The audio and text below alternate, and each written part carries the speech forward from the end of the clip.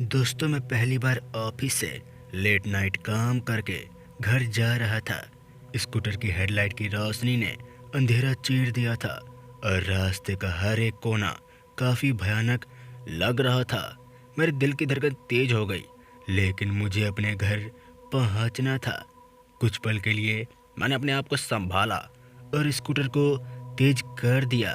रास्ते में मुझे एक सुनसान गली से गुजरना पड़ा।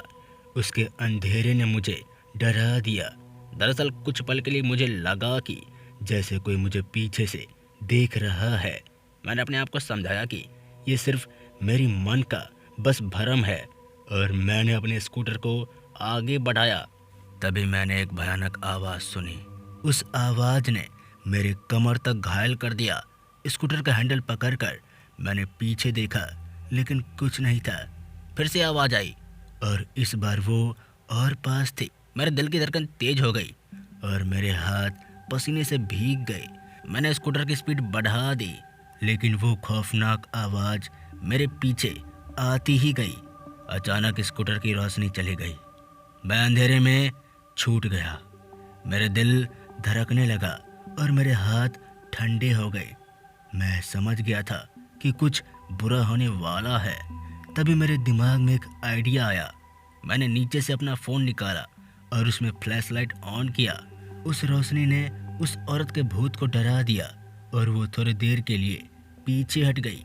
मौका मिलते ही मैंने स्कूटर को गली से बाहर निकाल लिया और तेजी से भगाने लगा। फिर मैंने देखा कि मेरे सामने एक डरावनी औरत खड़ी थी। उसका चेहरा इतना भयानक था कि मेरे होश उड़ गए। वो मेरे सामने खड़ी थी। उसके अंदर की आत्मा मुझे डराने की कोशिश कर रही थी।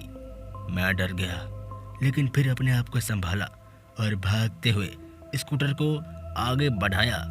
औरत मुझे पीछे से पकड़ने की कोशिश कर रही थी। उसकी भयानक मुस्कुराहट ने मेरे अंदर के डर को जगा रखा था। मैं स्कूटर को और तेज चलाने की कोशिश कर रहा था, लेकिन वो मुझे छोड़ने का नाम नहीं ले रही थी। तभी मेरे दिमाग में एक और आइडिया आया। मैंने अपने फ़ोन से अपने घर के नंबर पे कॉल किया और कोशिश की, लेकिन वो नाकामयाब रही। मेरी आवाज़ में डर और टेंशन साफ था। कुछ देर के लिए मुझे लगता था कि जैसे मेरे आसपास कोई ना होकर भी है, लेकिन फिर वो डरावनी आवाज़ ख़त्म हो गई। मैं स्कूटर को और तेज़ी से चलाने की कोशिश कर रहा था जब अचानक स्कूटर रुक गया।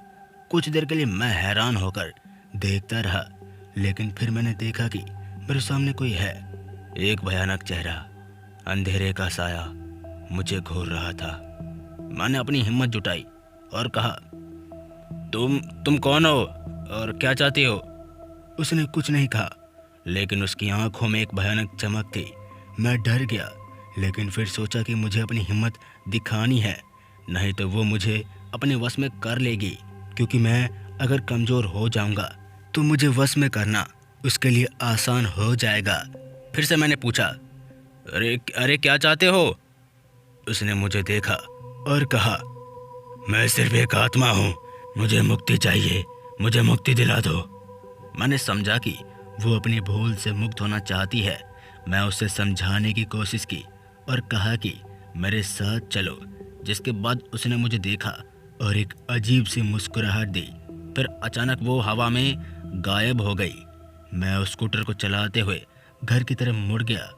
अंधेरी रात का भूतिया साया अब मेरे दिमाग से गायब हो गया, लेकिन वो अनोखी घटना हमेशा मेरे जहन में बनी रहेगी और मेरे मन में उसकी मुक्ति के बारे में सवाल आज भी है कि वो जब गायब हो गई तो उसे मुक्ति मिला भी होगा या नहीं।